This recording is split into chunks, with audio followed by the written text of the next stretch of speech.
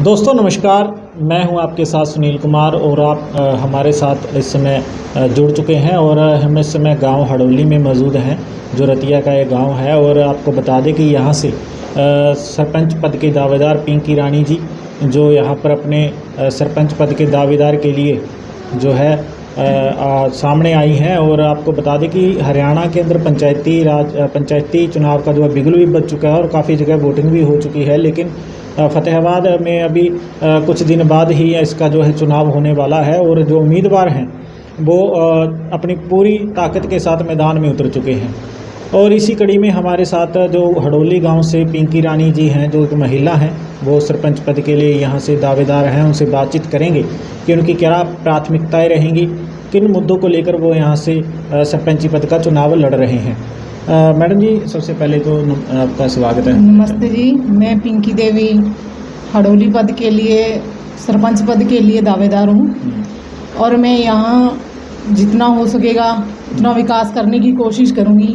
मैं खुद एक लेडीज़ हूँ, लेडीज़ की जितनी भी समस्याएं होंगी उसका समाधान करने की कोशिश करूँगी। जितना होगा मैं उनकी बातें सुनूंगी, उनको समझूंगी और उनका समाधान करूँगी। जहाँ तक हुआ उनकी बातों की अपीलों को आगे लेके आऊँगी और उनके हर समस्या का सुलझाने की कोशिश करूँगी। उनके साथ बैठ के बातचीत करके मैं समझाने की कोशिश करूँगी। ख़ास तौर लड़कियों की जो शिक्षा के लिए उनकी जितनी भी समस्याएं हैं खुद मैं सुनूंगी। स्कूल कॉलेज जहाँ पर भी हो सकेगा मैं पहुँचूँगी, वहाँ पर जाके उनकी अपीलों को सुनूंगी।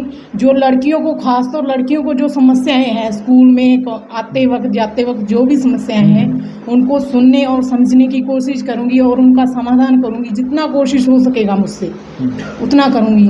बाकी हमारे गांव वालों ने अगर वो मुझसे चुनते हैं वोटिंग के लिए, कृपा करके जो मुझे चुनेंगे, मैं जितना हुआ उतना विकास करूंगी इस गांव का। और शिक्षा के लिए, स्वास्थ्य के लिए जितना भी हो सके उतना करूंगी। तो बहुत सारे मुद्दे हैं गांव के अंदर। शिक्षा को लेकर आपने बात करी, शिक्षा को आगे लेकर जाओगी। मेडिकल को लेकर बहुत सारी समस्या आती हैं। जैसे छोटे बच्चे, गरीब परिवार के बच्चे हैं जो, वो ऐसे हैं भी उनका अच्छे से इलाज नहीं हो पाता और अच्छा इलाज नहीं मिल पाने के कारण उनकी मृत्यु हो जाती है। जैसे हम जितना हो सकेगा उसके स्वास्थ्य के विकास के लिए उतना करेंगे। हमारी तरफ से जितना होगा, मौजूदा तौर पे भी हम खुद करेंगे, हमारी तरफ से करेंगे। जो सरकार से सहायता मिलेगी उससे अलावा कैंप लगाएंगे, जितना हो सकेगा उससे ज़्यादा करेंगे। गाँव वासियों को क्या अपील करना चाहोगे हमारे चैनल के माध्यम से? गाँव वासियों को क्या करना चाहोगे? गाँव वासियों को ये अपील करना चाहेंगे कि अपना कीमती वोट हमारा अपने कीमती वोट देकर अगर वो सरपंच पद के लिए हमें चुनते हैं तो हम गांव के विकास के लिए करने की कोशिश करेंगे और यहाँ आगे लेके आने की कोशिश करेंगे। पूरे गांव को देश में विकास के तौर पर आगे लेके आने की कोशिश करेंगे। भी पूरे ज़िले में आगे ले आने की कोशिश करेंगे। जैसे कि हमारे गांव में पीछे पानी की समस्या हो गई थी, गांव में बोरवेल नहीं होने के कारण पानी फैल गया था, गरीब घरों के बहुत नुकसान हुए और उनका कोई समाधान नहीं हुआ। मौजूदा तौर पर जो लोग थे उन्होंने पहले, चलो ऐसा नहीं हुआ, पहले कभी हुआ नहीं, आज से 25-30 साल पहले हुआ था, लेकिन इस बात का पता नहीं चला, एकदम से हो गया। लेकिन हम जितना हो सके उन गरीब परिवारों को सरकार की तरफ से जितनी सहायता हो सकी दिलवाने की कोशिश करेंगे और उनके विकास के लिए हम खुद भी उनका साथ दें। तो ये हमारे साथ पिंकी देवी जी थे, जिनका साफ तौर पर कहना है कि अगर गाँव वासी उन्हें मौका देते हैं तो वो गांव के विकास को और आगे लेके जाने का प्रयास करेंगे और पूरे ज़िले में अपने गांव का नाम भी रोशन करेंगे। और शिक्षा को लेकर, मेडिकल को लेकर भी उनकी बहुत ज़्यादा प्राथमिकताएं रहेंगी। और लेडीज की जो समस्याएं हैं जो एक जेंट्स को नहीं बता सकती, उन्होंने साफ तौर पर कहा कि लेडीज जो है उनकी उन समस्याओं को वो खुद जाकर सुनेंगे और लेडीज़ की समस्याओं को ख़ास तौर पर प्राथमिकता के तौर पर उन्हें समाधान उनका करने की कोशिश करेंगी। और हमारे साथ अब सरपंच प्रतिनिधि जो उनके पति जी हैं वो उनके हमारे साथ हैं, इनसे बातचीत करेंगे। सर आप बताइए क्या मुद्दे रहेंगे अगर आप यहाँ से लोग आपको मौका देते हैं? पहले तो नमस्कार, मैं गुरपाल सिंह पुत्र ताराराम, जो ग्राम पंचायत हड़ौली के सरपंच पद के दावेदारी के लिए हम आगे आए हैं। देखो, हम पहले भी पूरे ग्राम में बहुत सी सर्विस दे रहे हैं। जैसे हमारे पास CSC सेंटर है, तो सरपंच का ना होने के नाते भी हमने बहुत सेवा करी है सभी लोगों की, सभी की प्रॉब्लमें दिक्कतें सब सुनी हैं और जहाँ तक हद तक हमने उनको सुलझाने की कोशिश की है। ठीक है, चाहे वो कोई राशन कार्ड हो, कोई वोटर कार्ड हो, आधार कार्ड हो, या कोई गवर्नमेंट की सर्विस जैसे कोई भी ऊपर से आती है, फैमिली आईडी के रिगार्डिंग हो, या कोई भैंसों का लोन वगैरह हो, जो भी स्कीम आती है उसको हम देने की कोशिश करी है जो हमारे जिसके लेवल में थी। लेकिन अब क्या हुआ कि सरपंच के रिगार्डिंग बहुत सारे काम होते हैं जो मान लो उसके अंडर ही होते हैं। तो हम ये चाहते हैं कि ये सर्विस को हम लोगों में उनको जल्दी से जल्दी काम करने की कोशिश करेंगे। जैसे हमारे गांव में बहुत सी समस्याएं हैं, जैसे पानी की बाड़ा मैडम ने बता दिया कि जैसे पानी की इतनी बड़ी बहुत मेजर दिक्कत आ गई थी, उसको भी हमें बोरवेल लगा के उसको दूर करने की कोशिश रहेगी हमारी। और गांव में जैसे कुछ गरीब परिवार हैं, जैसे हम हर डोर टू डोर जैसे घरों में गए हैं, पर्सनली किसी का काम ना होना ना वो भी एक काम की ज़रूरत होती है।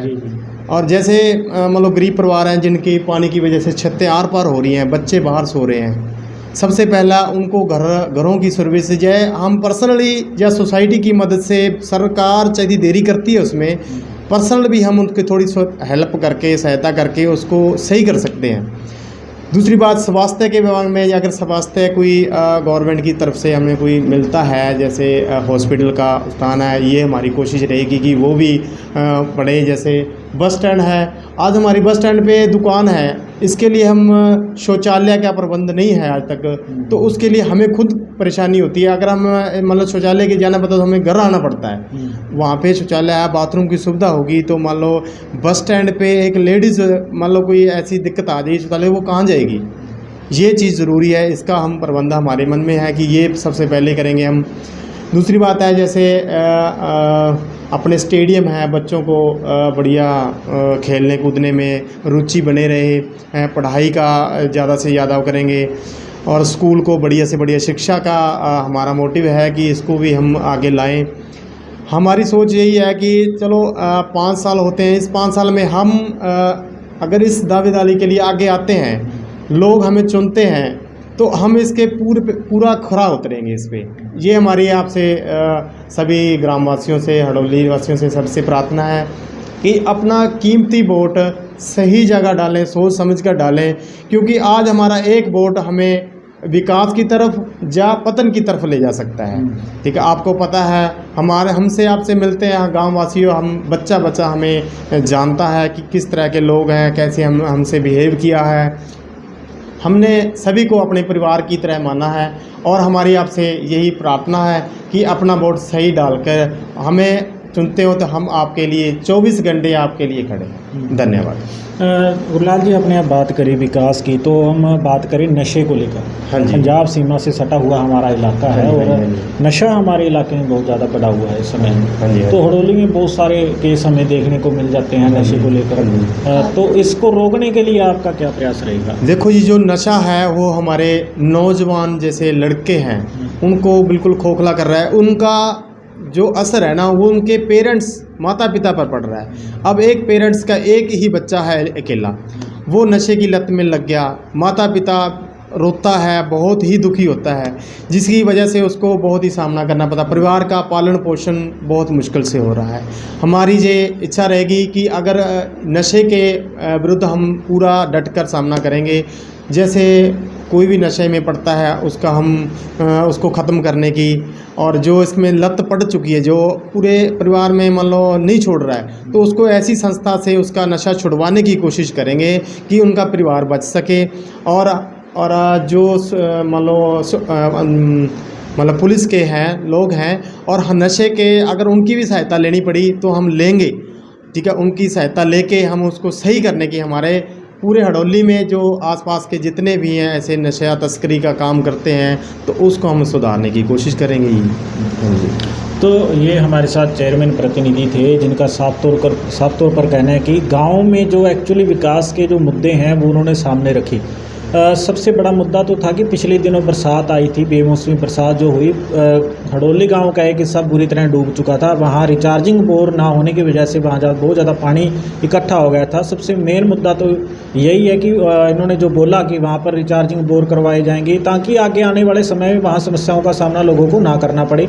नशा बहुत बड़ा मुद्दा है, नशे को रोकने के लिए इन्होंने बताया कि हमारी प्राथमिकता रहेगी गांव में जो विकास है, बच्चों की लाइब्रेरी को लेकर, बच्चों के स्टेडियम को लेकर, बच्चों की अच्छी शिक्षा को लेकर। जैसे मैडम जी ने बताया कि जो लड़कियां होती हैं या लेडीज़ होती हैं वो अपनी प्रॉब्लम किसी जेंट्स को नहीं बता पाती, तो वो खुद उनकी समस्याओं को सुन के उनका समाधान करवाने की कोशिश करेंगे। तो हमारे चैनल के माध्यम से भी हम अपील करना चाहेंगे कि अपना एक एक कीमती वोट जो है वो अच्छे कैंडिडेट को देकर अपने विकास को आगे लेकर जाएं और उस कैंडिडेट को अपना प्रतिनिधि चुन के और गांव में अपने विकास को और आगे लेकर जाएं और जो मुद्दे हैं, जो समस्याएं हैं, उनका जो है समाधान अच्छे तरीके से कर पाएं।